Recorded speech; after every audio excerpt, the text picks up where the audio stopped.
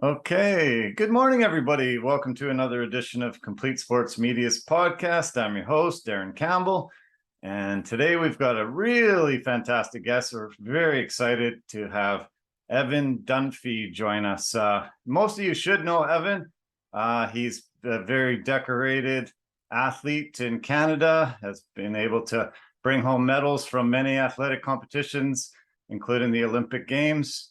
And a lot of you Richmond people obviously realize that he's running for city councillor in the municipal elections that are happening this week. So on a very busy week for Evan, we're super happy that we can get some time with him and have him join us today on a podcast.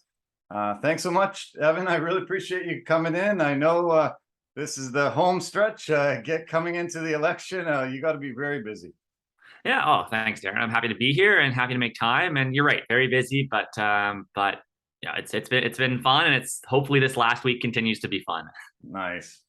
Well, I'm glad you have fun. You always look like you're having fun out there when you're racing. I know it's a grueling race. Your favorite 50 kilometers, but you look like you're having the time of your life. I know how much you inspired Canadians when you were in the 2016 Olympics and you were right near the end. There was an incident where you got bumped off your stride by another race walker. They ended up saying at the end of the race that he was disqualified. You were promoted to the podium. There was an appeal, and it was reversed. Your reaction to that appeal seemed to really just make a lot of people very proud of your reaction to it, because obviously that had to be devastating to be on the podium, then off the podium. But were you surprised at the reaction of Canadians and people around the world to your show of sportsmanship there? Yeah, absolutely surprised. I mean, first off, I didn't think that the 50K race wouldn't have been the most exhausting part of my day that day. But the certainly the back and forth that came to after that was much more mentally exhausting. But no, I absolutely shocked because hours after the race, I was asked by one of our media people in the village saying, Evan, people want to hear from you. You need to put out a statement. Oh. And I looked at them and laughed and said, my parents are here. Who else watched? So, my just had no inclination, even on Facebook, like to my close friends and family the night before the race, it said, look, it's a 4 a.m. race time start back in Vancouver. Mhm. Don't wake up at 4. Don't wake up at 4 and watch. Wake up at like 6. If I'm still in camera shot, like maybe keep the race on. But if I'm like out of camera shot, go back to bed. Like that was the expectation I had for my close friends. Wow. So to find out that CBC had played most of the race live and that people had tuned in and watched and got excited about it and then followed the story afterwards was, a huge surprise to me. And, to see the outpouring of support that people had, in the decision I made. And then more so the platform it gave me when I came home. As a race walker, I had never really imagined being able to be super valuable in my community. I kind of thought I was, doing this thing for me and nobody else really paid attention to it or cared about it. And I was happy to do it for me. Coming home from Rio really allowed me to get out there into my community and be valuable and do a lot of really great work in the community and show me that I actually didn't need that platform to do it. I could have been doing it all along. I just had that wrong idea about it. But certainly getting involved with kids sport and everything that sort of came out of that over the next few years was really fantastic and really awesome. So I'm grateful for how that all transpired. Yeah, so was I. It's very inspiring when you can see Canadian athletes on the world stage, and then when they can show sportsmanship as well. I had one of the best times of my life when the Olympics came here to Vancouver and the Vancouver area, obviously even events here in Richmond. Tell me about your experience when the Olympics came here. I know they're winter to summer, different for you, but how was your experience when they had them locally here? We were so I was in this third year of my second year of my degree in kinesiology at UBC, Okay. and UBC had given the whole 2 weeks off for reading week. Nice. And being in kinesiology, I know I had some friends who their profs were like, "Kate, like the day you get back, you have a midterm." Oh, wow. But being in kinesiology, all my profs kind of were equally as excited to watch the Olympics. So Yes. they sort of said, "Hey, just take these 2 weeks, enjoy it, have fun. Like you'll never like how often you get this opportunity." So Nice. it was just 2 weeks of watching sports and enjoying it. I didn't go to any events because I was a poor university student. Okay. But just took it all in and just had a ton of fun and just yeah, really really remember that fondly. I do have a tricky relationship with the Olympics. On the other end of things of knowing the kind of the costs that they have and the marginalization that they can create. And you look at Rio and the village, they bulldozed a bunch of favelas and Mm. so there's a lot of like I have a really tricky relationship with the Olympics as someone who competes in them. But like from that entertainment value point of view, it was fantastic. Okay. Yeah.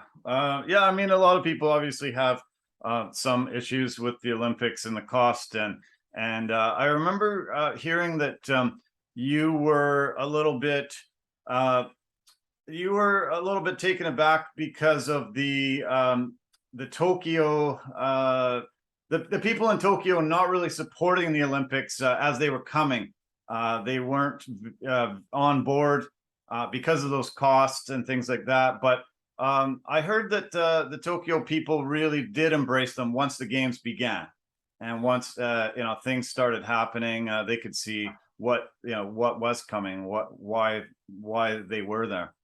Yeah, you sort of typically see that. Vancouver did have that same thing as well. It was and it got off to a really rocky start with the Georgian loser who Mhm. who sadly died and not having any snow. And those first couple of days, even leading into it, I mean the month leading into it was very like overly negative, and then those first couple of days even were quite negative, and then things kind of Bilodeau got his medal and things kind of turned around Right. from there. But yeah, certainly, I think the one thing for that to be said is that the people that don't want the Olympics in their city tend to leave for the Olympics. Mhm. And so you get left with, once the games actually start, you just get left with the people who really want to be there.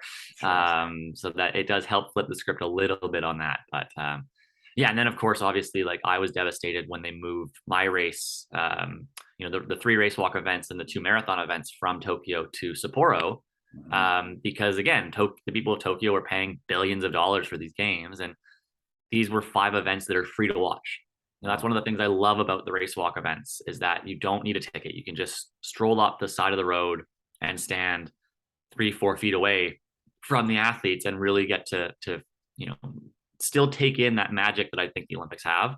Mhm. So I was really really upset with that because you taking five of the majority of the free events. There's not many of them, and taking them and moving them 900 kilometers away was a bit devastating for especially in Tokyo where the marathon is the gold medal hockey game in Yeah. Japan. They're that crazy about, they're as crazy for marathon running as we are for hockey. So can you imagine if they had said, "Oh no, Vancouver, you're not going to host the gold medal hockey game during the Olympics. We're actually going to send it to Calgary." Wow. Uh, so Yeah. yeah, I had a bit of an issue with that. Yeah. And that decision was made because they thought the heat would be less up north. Is that correct? That was sort of the driving factor. And then it still ended up being, my race was 35 degrees by the end, and Wow. about 44 degrees on the if you include the humidity. So didn't get much of a reprieve, but that worked out well for me because I tend to do well in those conditions. So Okay. Okay. So you, I've heard you say that you wanted to be an Olympian from a young age, something like 10 years old. That you set that goal, and when the Olympics came here to Vancouver, did that just fuel it even more? It's hard to parse out what, I think my degree, I think once I started actually studying kinesiology and learning how the body works, I think that was probably, I had this dream in the back of my head that I wanted to go to the Olympics, and got into university because of my athletics. Certainly wasn't because of my academics. And then once I started in my kinesiology degree my second year at UBC, that was really when I kind of took ownership of a lot of what I was doing. So I've had the same coach since I started race walking at 10 years old. He came up to me after my first race, said, "Hey, you look like you enjoyed that. Do you want to come, train with the group of 55, 55-year-old plus athletes that I have?"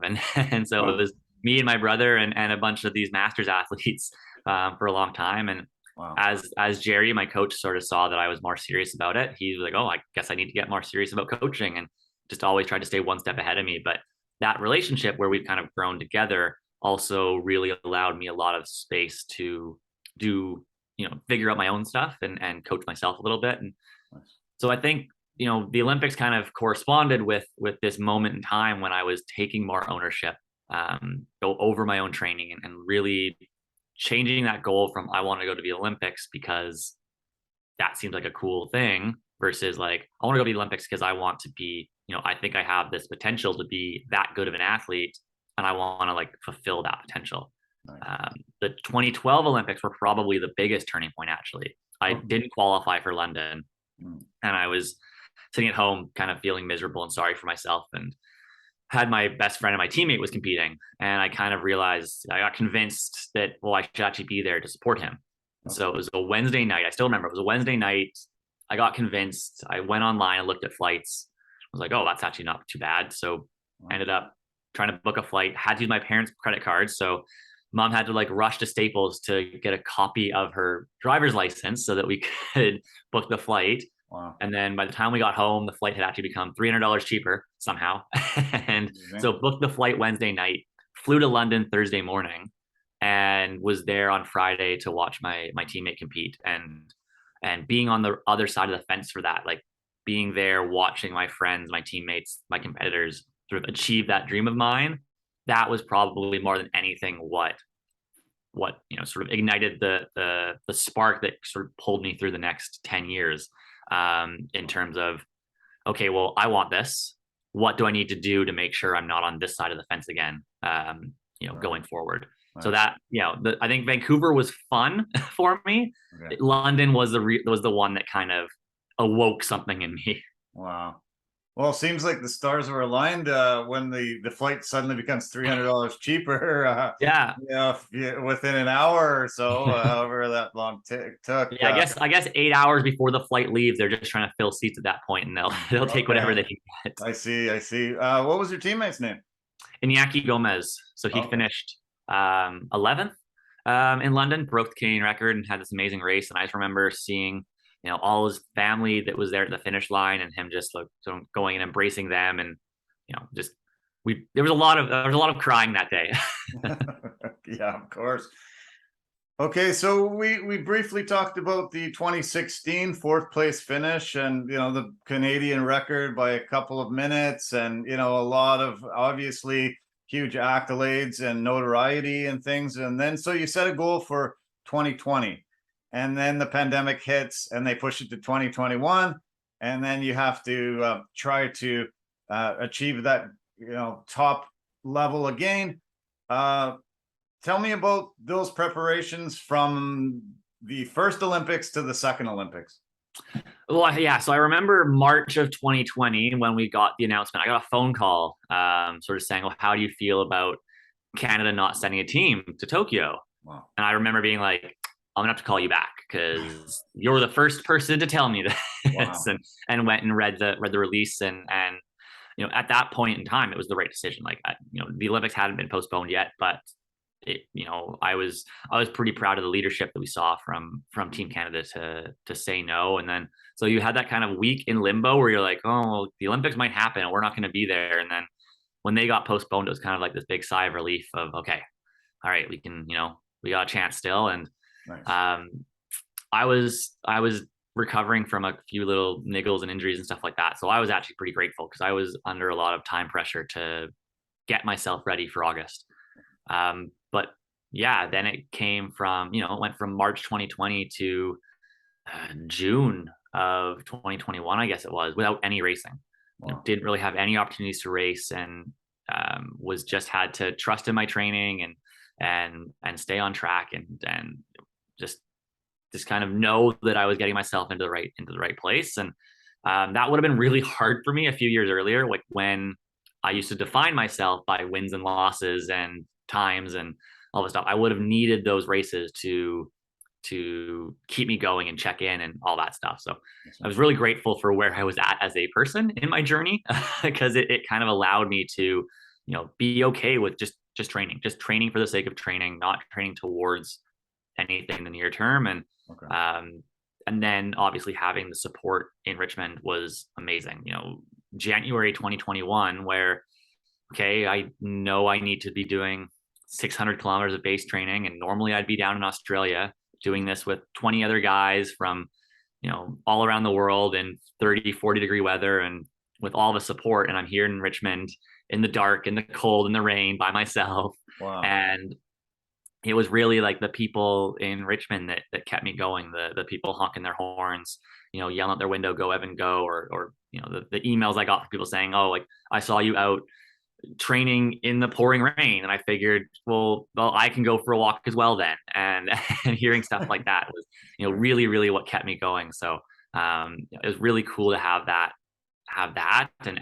and also learn, as I progress into this new world, knowing that I can still get really, really fit here at home by myself. I don't need those training camps, because if things go to plan next week, those training camps won't be possible anymore. So yeah, it was cool. It was very different, but it was really, really cool to have that community behind me. Yeah, well, that's amazing. Yeah. A lot of people, when they think about the pandemic, when they talk about the pandemic, it's just all negative. It's just, oh my God, this was horrible for the planet. But sometimes other people look at it as a little bit of a blessing in disguise. I started this podcast during that time because I never had time before to actually do this. You had time to start looking at municipal politics and wanting to. I heard that you have been thinking about wanting to give back to Richmond and the community for many, many, many years and wanting to do something. So do you think the pandemic was a little bit of a blessing in disguise for you because it sort of gave you a new direction in your life? Yeah, I maybe, it's certainly a catalyst. Certainly it was a catalyst for, on the one hand, all the council meetings came online, so they were just on YouTube, so they were accessible to watch on my time rather than having to be at the meetings when they're happening and sit down and watch them. So it made it way more accessible, which was fantastic. I had one person I saw each week, and that was my coach on Sunday when we go and walk, go and do a 40 to 42K walk together. And Wow. And both of us hadn't talked to anybody else all week. And so it was, this great time of 3.5 hours to just, talk about some of these things that we had never talked about before with my coach, getting into some very like deep issues and stuff. And obviously, in 2020 with the George Floyd killing and sort of the reckoning that came from that, like dealing with talking about a lot of my privilege and a lot of my unconscious biases and just like these really deep conversations while out for a 3-hour walk with my coach. And then we started to look around the neighborhood and comment on what we were seeing and see, understanding like, okay, well, what are the problems? Why does this neighborhood look like this? Why is it built like this? Oh, can it be built better? Oh, and then sort of following those threads and coming to a greater understanding of why things are the way they are and how they could be better. And so really that was kind of the catalyst for coming into this world. Is it fell really in love with looking at different land use stuff and how we can foster community through what we allow where, essentially. Okay. And then, yeah, it was kind of like, well, if I'm going to spend the next 4 years criticizing the council for making bad decisions that I don't agree with, I may put my money where my mouth is and go for it myself. And so that kind of all led to where we are today. Wow. Yeah, that's yeah, it's amazing to see somebody have a goal, set the goal, reach a goal, and then suddenly go, okay, I've reached those goals, now what's next? And it's really nice that you have been in, you're born in Richmond, you're raised in Richmond. Have you lived anywhere else? Has it always been Richmond? I lived in Vancouver during I lived on campus and then close to school during my degree, but still came home to do my laundry on the weekend. I see. Yeah. So yeah, and I heard you say that nobody's ever walked more in Richmond than you have. So you've pretty much covered, I'm sure, every single street in this whole entire city. Not quite. There actually is an app that tells you how much of the city you've walked, and there are a couple of guys who have walked or run every street in Richmond. Okay. I'm not one of them, but on a pure kilometer basis, I think I've done the most. I've walked, probably 50,000 kilometers in a city. Wow. Wow. So, but yeah, there are a few streets that I haven't got to yet, but I've seen the majority of them. Oh, I like to see your app, just see the lines that are just all over the place. It must be pretty neat. Richmond's tricky because, Vancouver, you can make a route where you just go, up one street, down the next street, up one street, down the next street. And Richmond, you got to go into the cul-de-sac, around the cul-de-sac. So it's, covering the same amount of roads is a lot more distance in Richmond because you got to double back through the same cul-de-sacs a lot and constantly be like, okay, I'm on Seabrook Road. Okay, I have to find Seabrook Crescent, and that's attached to Sea King. And you're just like, it's impossible to do it without constantly looking at your phone being like, where am I? Right. What about this door knocking you said you're going to be doing after our podcast today? I guess that's opened up your eyes to a lot more of the city as well, actually going and physically knocking on doors and meeting the people. It's been a lot of fun chatting to people and hearing from people. And I have a pretty small team. It's me, my partner, my dad, and a couple of friends here and there. So we've kind of focused our efforts on a lot of the townhouse complexes because they're just more bang for your buck. But just, especially when you get into some of these older complexes that are built around the idea of community. Mm-hmm. And you can see that like the design of these complexes fosters that sense of community and foster that sense of neighborliness. And you sort of think, well, why can't we just bottle this up and spread it out everywhere? And you talk to people at their doors and you say, I want to take what you have here, and okay, maybe we don't have enough land to do this in the 65 unit scale that your complex is, but like take what makes this great and distill it into little 10 unit chunks and build those 10 unit chunks everywhere. And you tell that to people and go, well, can you do that? And you're sort of, oh yeah, here's what's holding us back. Here's what's stopping us from doing that. And they go, oh, well, yeah, like let's do that. Right. Nice. So it's been really fun to see, to hear people's ideas and hear people, what people like and don't like about their neighborhoods and stuff. And at the same time, also have the opportunity to be like, oh yeah, we can do better. Like, explain to people like, there's so many things that we could do better and change. And I think a lot of people just don't ever think of that because the rolling ball of momentum is moving so fast, and the idea that you can sort of stop that and change its course isn't really on top of most people's minds, whereas it's been on the top of my mind for the last 3 years about, okay, how do we stop that ball of rolling down the hill and change its course a little bit.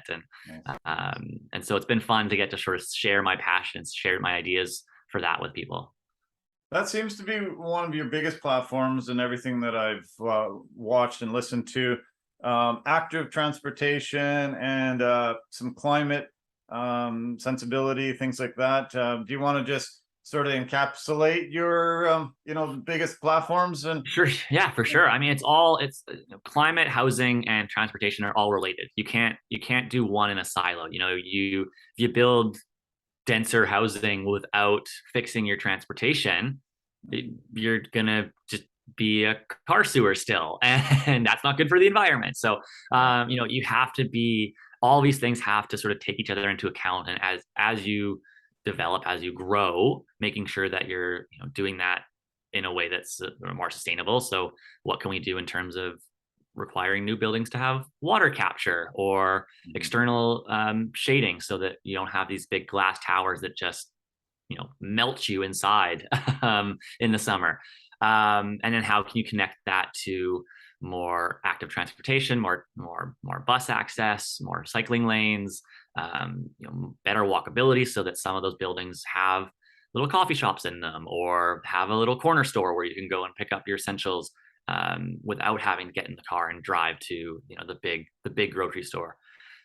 So it really is about sort of systemic change and going into the framework of things, and focusing on the framework, building, and the other side of it for the housing stuff is pretty simply just ending our exclusionary zoning. So ending the fact that we reserve 75% of our land for large detached homes, and then get surprised by the fact that our townhouses and apartments and our multifamily housing is expensive because we require it to all exist on 25% of our land.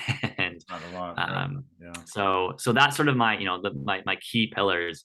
And you basically just now we have an opportunity to do that because we're updating our official community plan. And so this is the sort of once in a generation chance to put some of that stuff into effect, build it into the framework so that these good things that we want can kind of blossom naturally, rather than constantly trying to like spin 100 plates and dropping 95 of them. That's no good. Yeah. So you're running independently. BC is one of the only provinces in Canada where there are political parties at the municipal level. There are quite a few parties that I see that are active in this jurisdiction and trying to get the candidates there. Does that put you at any disadvantage being independent, not affiliated with them? Maybe there's not as much money behind you, team support, that type of thing. Is it difficult, more difficult as an independent to get into this campaign? It's a balance for sure. I mean, certainly being independent has its challenges. Some of those are ameliorated by the fact that I do have name recognition in the community. Nice. So one of the big advantages of running with a slate is borrowing that name recognition either from the slate or other candidates on the slate. Okay. So that's one area that I'm not disadvantaged by, I don't think. But certainly in terms of having people that have done this before and know what they're doing. This is I'm my own campaign manager. I'm my own designer. I've had made with a lot of help from my partner, made all of the promotional materials and figured all that stuff out. So I've learned a ton, but I've also learned a ton of things that I could have done better. So I think there's that aspect of it. I will say that there's been a lot of candidates who are incumbent councillors who have offered me support or sat down with me for lunch or for a beer and chatted with me about their experience. So nice. I've been grateful for that. I was offered positions on a lot of the slates, but I also think that our council needs to do a better job of sort of working together. And so I figured, okay, well, who better to help foster that than the guy that everyone wanted to work with? So it was sort of stays an independent, and if I get elected, I can kind of hopefully try to bring everyone to the table. Nice. So we'll see if it was the right decision or not, but I've also certainly enjoyed the freedom to kind of try some different things and just sort of do things in my Evan way. Okay, nice. There is another former Olympian that is a counselor right now, Alexa Liu. Is she a friend? Is she a mentor? Is she somebody that you've really tried to emulate and look towards as being somebody that's been able to get to be a counselor and has for a few years? Well, and Alexa also got elected as an independent the first two times around. So proof in the pudding that it is possible to get on there as an independent. Right. Yeah, Alexa's been we've known each other going back to kid sport stuff.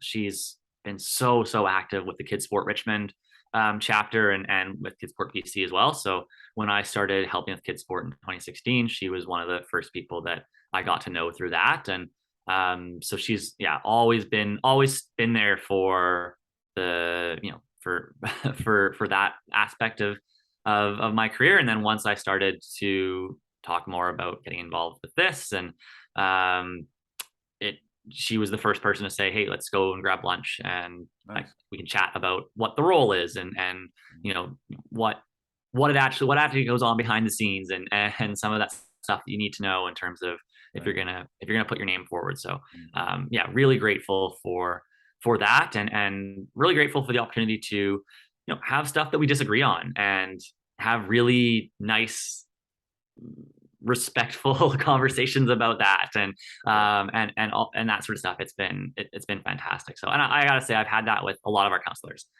There's been very few that have been hostile towards me.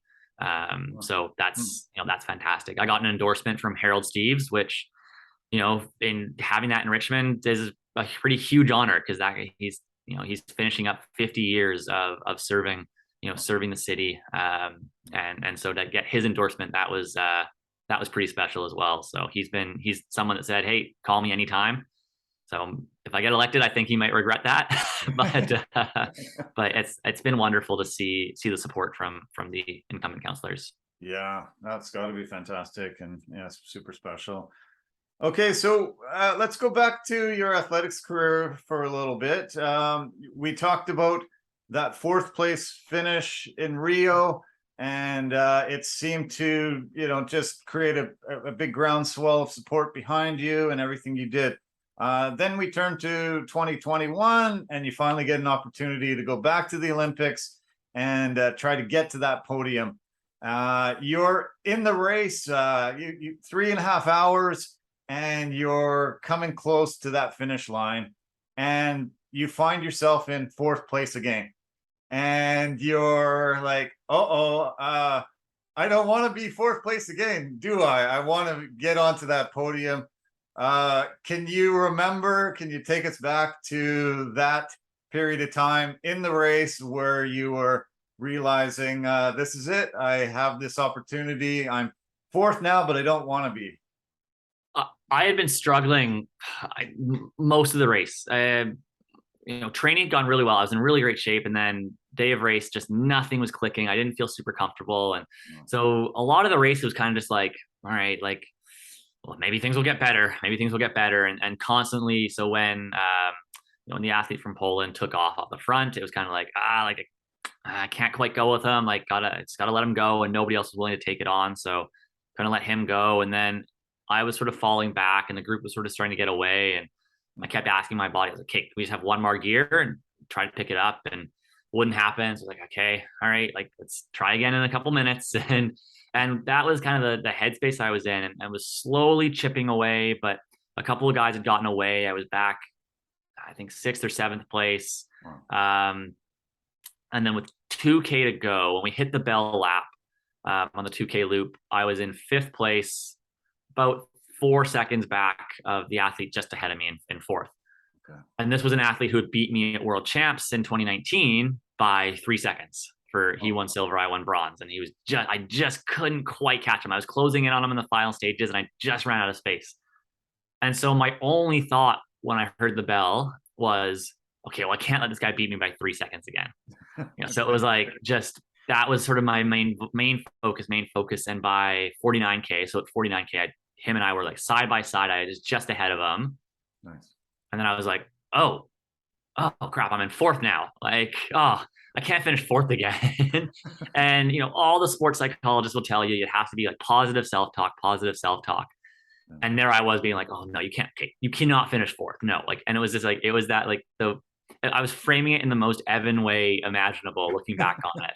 And it was just like, okay. And, again, was asking my body, just, could we have one more gear? Do we just have one more? Do we have that next gear? And for whatever reason, that moment in time with 1K to go, finally my body was like, yeah, fine, go for it. Like hamstring stopped cramping. Body felt like it was able to pick it up and was able to drop the pace down a little bit. And I don't think I thought I would catch him. I think in my head it was like, well, I'm gonna get to that finish line knowing that I gave it everything. Right. Not that much earlier, I had seen him and the athlete from Germany like talking to each other. Oh. And I kind of figured, oh, okay, like these guys are fine. They're saying to each other, like in my head, I made up the conversation. It was like, okay, like we're 2-3, so let's just like not kill each other right now, and then we'll just race the last kilometer so that we don't blow up, and we at least guarantee we have the medals. That's what the conversation in my head was when I was watching them talk. I wonder what that conversation really was, but yeah, same. I've never asked. But then he was struggling. Mark was struggling, and so I just remembered just going after it, almost tripping over my drink bottle on my last when I came by with like less than a K to go. Just was so in the zone that I sort of dropped the bottle and almost tripped myself over it. Wow. But then when you come around that top bend, like 600 meters to go, I realized like how close he was. And I got that chance to see him head on and saw that he was struggling. And I think that was the moment where I thought, I might be able to catch him. And so you can then see the finish line and you're thinking, oh, that finish line is so close. I cannot catch. I'm going to run out of room. And then got by him. And then all of a sudden it was like, oh my God, the finish line is so far away. Why is the finish line so far away?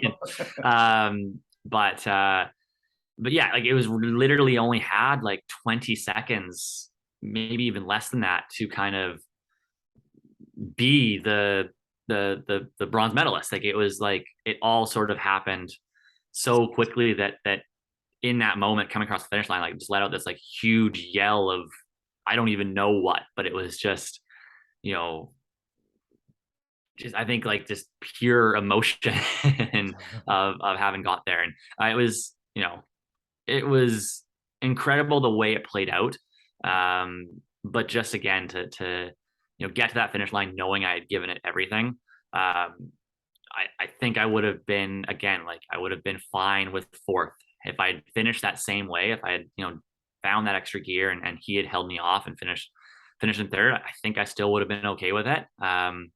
But getting that medal and ticking off that childhood dream was pretty special. And then, now having the medal, to put that medal in kids' hands and sort of tell them, hey, when I was your age, this is what I want to do more than anything else. So if I can do this, you can do whatever it is you want to do. And it's really, really cool to have that prop, that thing, that kind of tool now to drive home that message and hopefully help inspire kids.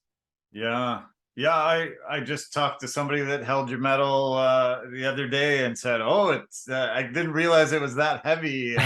And a lot of people, you can see their eyeballs get really large when they're actually looking or holding onto a medal from the Olympics. Yeah, it's weighty in more ways than one. Right. Yeah, no kidding. Yeah. I saw a really amazing quote from you that said, you don't have to always focus on medals. You should, as an athlete, try to leave your sport happy, healthy, and fulfilled. And I really thought that was an amazing quote from you, that you said that was one of the best metrics that a lot of athletes should focus on and not be just always focused on the gold, silver, bronze, and those results.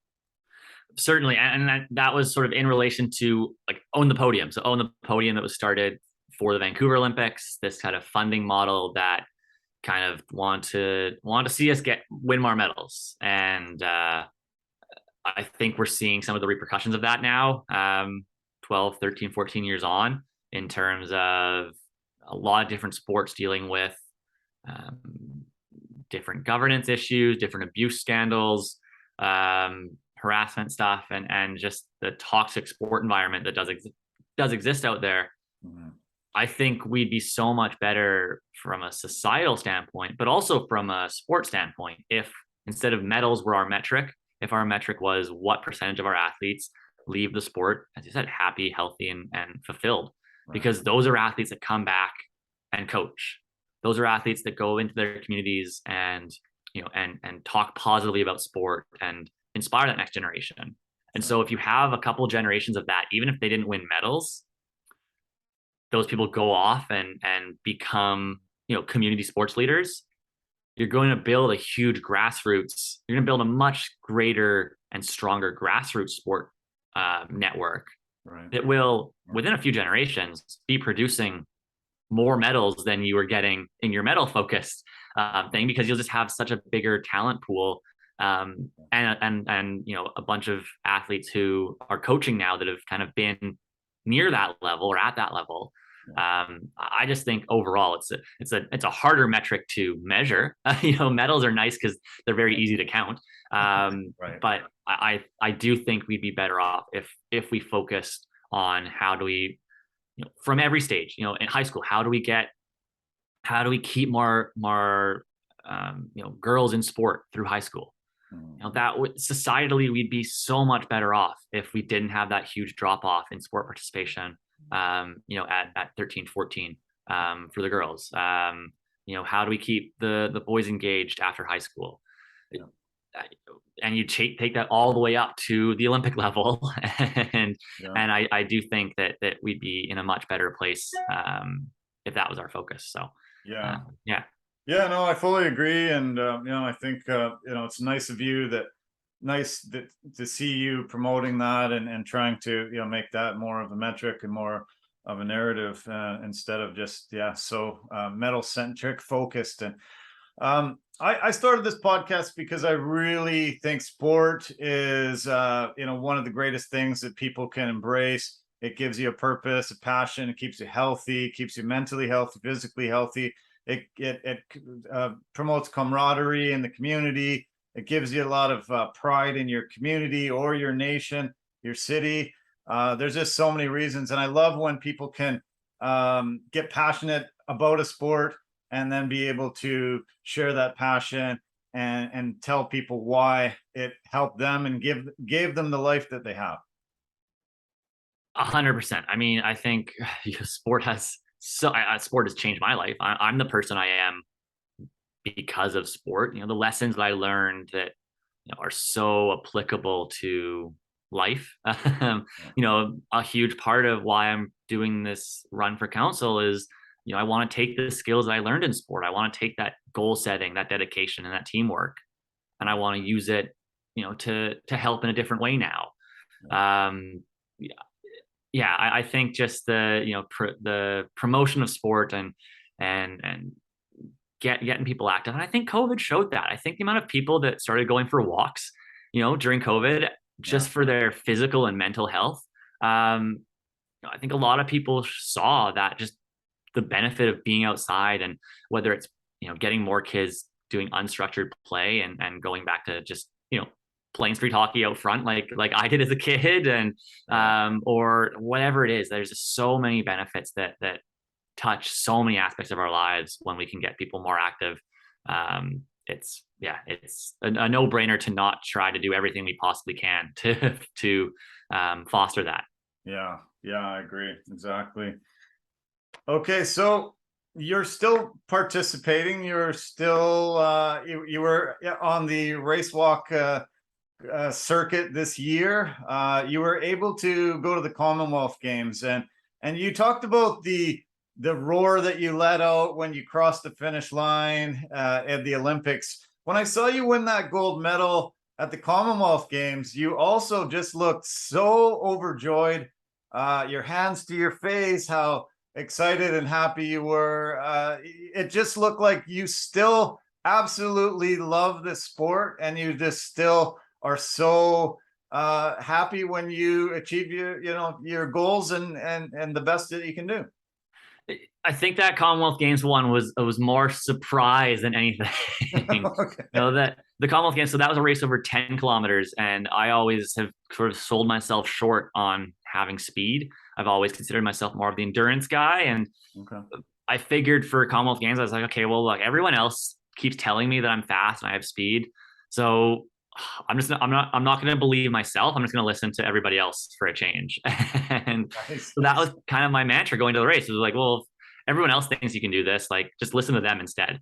And so yeah, being able to just sort of stay in there and make my move with 300 meters to go and win that race against a really talented deep field was kind of like, oh, okay, maybe I should listen to everyone else more often and have a little bit more confidence in my speed.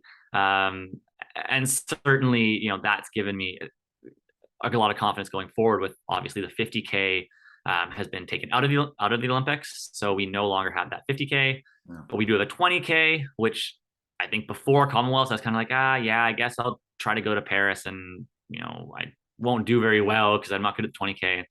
After the race in Birmingham, it was kind of like, oh, okay, maybe I can compete still with those top guys in the 20K and figure out how to race the 20K and all that. So it's certainly given me a bit of a renewed motivation for Paris and for our world champs in Budapest next summer. Wow, excellent. Yeah, well, you mentioned the 50K is no longer part of the Olympics movement right now. They have a policy that it has to have a women's event as well as a men's event to continue forward. Why was there never a 50K women's event? Because that way they could use their policy to get rid of the men's event. We've been pushing for a women's 50K for years. We finally got one at the World Championships in 2017. Wow. We've given them proposals that would have equaled the numbers, but actually had less overall athletes. So dropping the quota for the 20Ks, dropping the quota for the 50K, and then adding a women's 50K where we would have had that equality, plus still had fewer overall number of athletes, which is what they also want.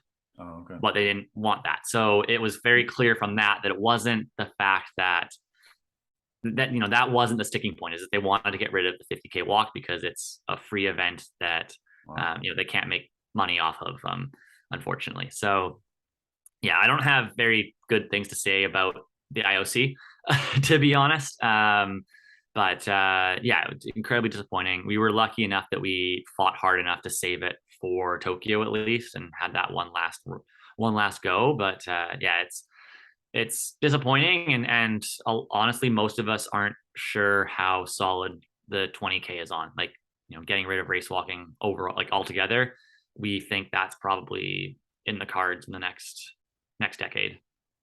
Well, I've been watching Olympics since I was a kid, and I've seen some sports go and then come back in subsequent Olympics later on. A lot of the cities put some forward and try to get certification or inclusion. Do you think that's a possibility in the coming years? Yeah, we'll see. It is hard to say. It is really tough when you lose an event that has zero infrastructure requirements and is a free event.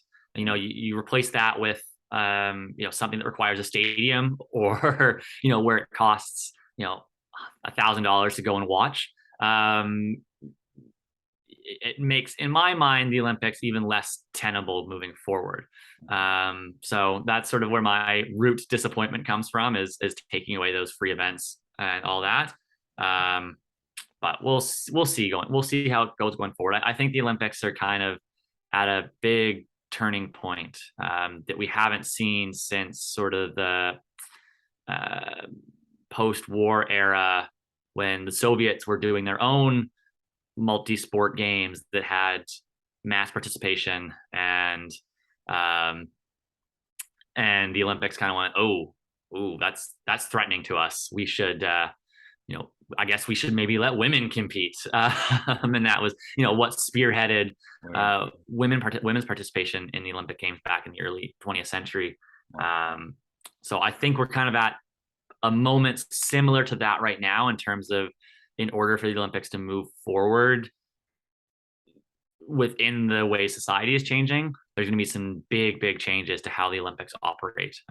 So we'll see. That's sort of my hunch, at least. Sure. Yeah, well, that's good. I think there have been some really big issues with the Olympic movement, and the cost, and I see a lot of nations that aren't very good to their regular people trying to throw their hat in the ring to showcase and say to the world, hey, look, we're great, but we're, and behind the scenes here, we're not that great. But we don't want anybody to sort of see behind that curtain. Yeah, and I've literally seen that in Delhi at the Commonwealth Games, my first Commonwealth Games 2010. Literally from the village to the stadium, they put curtains up, banners up that had really nice pictures on them, and they were hiding the tent towns and the little, and you're just literally trying to hide that stuff. And it was, had ripely turned 20-year-old at that point in time, was kind of oh man, this is not great. So yeah, we will see how things change and adapt and all that going forward. I follow a lot of sports. I really have a wide range of spectrum of the sports that I follow and love. And I've got really sick and tired of Russians that come in, seem to be tainted with doping scandals and controversies. And you decided to take on a bit of the Russian Federation because you competed against Russian athletes that were using PEDs. And tell me about how you feel. Has Russia been able to change any of their policies? Have they gotten any better, or are we still seeing lots of Russian athletes competing dirty, not clean with what they put in their bodies? It's hard to say in athletics because they're still not competing. They track and field, world athletics have been the most harsh in terms of repercussions. And yeah, so I mean, it's certainly their absence has certainly made our event much cleaner. Them and we also finally got rid of one of the Italian guys who was a 2-time drug cheat as well. And this, it's been fantastic.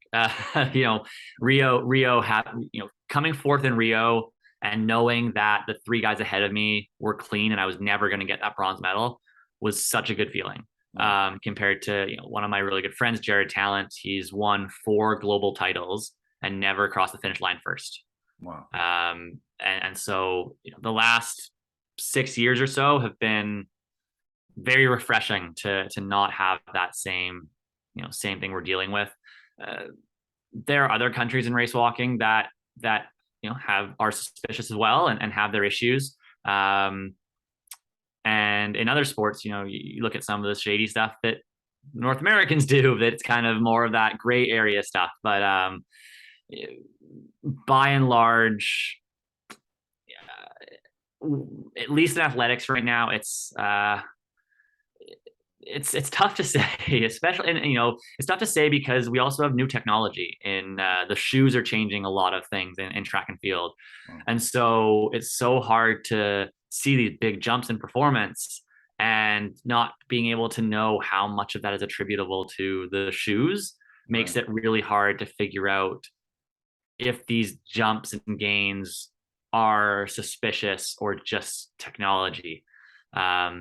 So it's a really complicated one to answer, to be honest. Yeah. Well, hopefully it gets sorted out, and I'm glad that there's a ban on Russian athletes currently, and a lot of the athletic competitions, and I think that should continue until they can prove that they're clean, and they don't. You don't have to go against somebody that is cheating. Yeah, there's a Russian coach who's banned for life now who had over 30 of his athletes test positive. Wow. And so it was sort of like, well, yeah, it's pretty hard to believe that any of your athletes are clean when over 30 of them have been caught so far.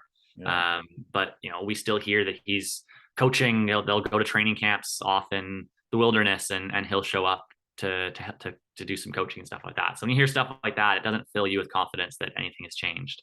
Yeah, of course. Yeah. I had an opportunity to interview Michael Jordan at one point in my career, and really was a thrill of mine. I asked him if he had seen that he had made a difference with his main charity, which was the Boys and Girls Club of Chicago. And he lit up and said that he was able to get a phone call from a kid that he mentored who graduated from university, and said that just meeting Michael seemed to steer him away from the trouble in his neighborhood to be able to fulfill his goals and dreams in his life. And it was really heartwarming, I could tell, for Michael and for me to hear it. You've talked about kid sport quite a bit, and the things that you do. You're off to a hockey tournament today. You had a ride the other day with kids and people. Tell me, is there some inspiring stories that you think of when you talk about kid sport and what you've been able to bring to that organization? It's always amazing to hear from kids who were benefactors of kids sport, and just what what getting a season of sport did for them, allowing them to play sport, the friends they made, the lessons that they learned, and the skills they developed. It's always amazing to hear those stories. I love them so much. And one of my good friends, she grew up with receiving kids sport support, and she talks really eloquently about the difference that made in her life.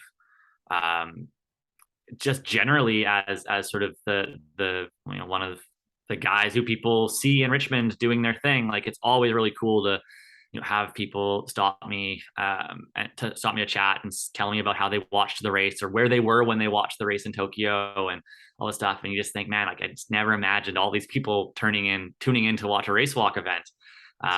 So great. I was door knocking last weekend and had a mother and father come, say, "Oh, can you wait here for 1 second?" and ran inside and got their kid and brought their kid outside, and the kid was just so excited and got to see the medal and got to, we took a picture and all this stuff. And as I was walking away to the next house, I could hear the girl crying because she was so excited. Wow. And I was just like, man, like how does this little medal thing have that power and impact? And so, who knows, there thousands of kids now have held that medal in their hand or put it around their neck. And if even one or two kids take that and it inspires them in some way, shape, or form, that's incredible and worth every ounce of blood, sweat, and tears that I put into getting it. Yeah. You mentioned that you were going to go down to Australia. Yeah, we gotta wrap it up soon, do we? Yeah. Sorry, I got about a couple more minutes. Okay. You mentioned going to Australia and doing about 600 kilometers in a week. What's the longest walk you would do for training? So never done 600K in a week. My biggest week's about 220. But a typical month down in Australia would be 600K. Oh, month. Okay, sorry. Yeah, but so like a typical week in a training camp would be, so we do 2 long walks, so like 240+ K walks a week, a couple of harder sessions, so like a longer interval session, maybe doing 3 or 4 3Ks with a little bit of rest, and then like a shorter speed session, some 500s or 1K reps, maybe like a tempo of 15K, 12K, something like that, and then a lot of easy walking around that. So usually training twice a day. A lot of times that's just 10 to 15K, kind of easier, maybe 5 minutes per kilometer. And then just doing that, week after week after week, and having an easy week in there to recover, and then going right back up to doing that hard stuff, and just putting in the work to get fitter. Nice. The longest walk I did was 63.5K. It's called the Great Walk. It's on Vancouver Island, from a small town called Tassis to a little bit larger town called Gold River. And I lived there as a kid, and they said we host this annual walk race, and they promoted it so well that I said I'm in. And we had to get pledges, and did it, and I accomplished it. I got a little trophy called the Burning Boot, and yeah, I always was very happy that I did that and accomplished that. And it just, knowing that I was going to talk to you, it triggered that memory, and doing that incredible race when I was a kid. That's amazing. 63K. I've never walked that far, so that's incredible. I think the most steps I've taken in a day is about 62,000. So, yeah, that's that's more than I've made it. Everybody seems to have that 10,000 steps a day goal now because of their watch. Yeah. Is that what you recommend? I taking any amount of steps over what you're doing and setting that as a goal is a great starting point. So for my mom, it's about 7,000 steps a day that she tries to get in. For me, it's 15,000 steps when I'm training is kind of the minimum. My brother has his, I think it's at 11,000, and he's like has like over 150 days straight. He literally will like walk laps of his 1-bedroom apartment to get his steps in. Wow. So, and you know, if it works to motivate yourself to do it, then fantastic. But it's all about, you know, finding those different ways to motivate yourself. And I talk to friends who are service industry workers that say, "Oh, I don't have time to be active," and they're putting in 20,000 steps a shift. Wow. And you think, okay, well, you're being active. That counts. Like you're, you know, count that and use that to pretend like you are being active, because that will, you know, how you think about it also has an impact as well. So if you think you're doing enough, you'll have actually better health outcomes than if you don't think you're doing enough. So yeah, find those ways to frame it positively, and always sort of pushing to, you know, to check that box or do a little bit more or whatever it is. Very well said. Thank you so much for joining us on this busy week, election week, Saturday. Get out to your polls. You don't have to go Saturday. You can do early polls if you're in Richmond. And any last message you'd like to give to people that are considering going out and putting some names down for city councilor? Well, I mean, I think the last thing I would say is that we have so many tools that we could utilize that we're not utilizing. So let's get some enthusiastic voices in there that want to push for some systemic change and start working towards it.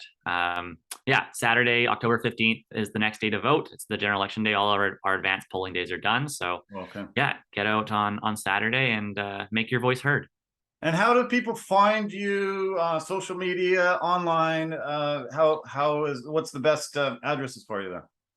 At Evan Dunfee on Twitter and Instagram. I think just Evan Dunfee on Facebook. Yeah, those are the best ways. I haven't made a TikTok yet.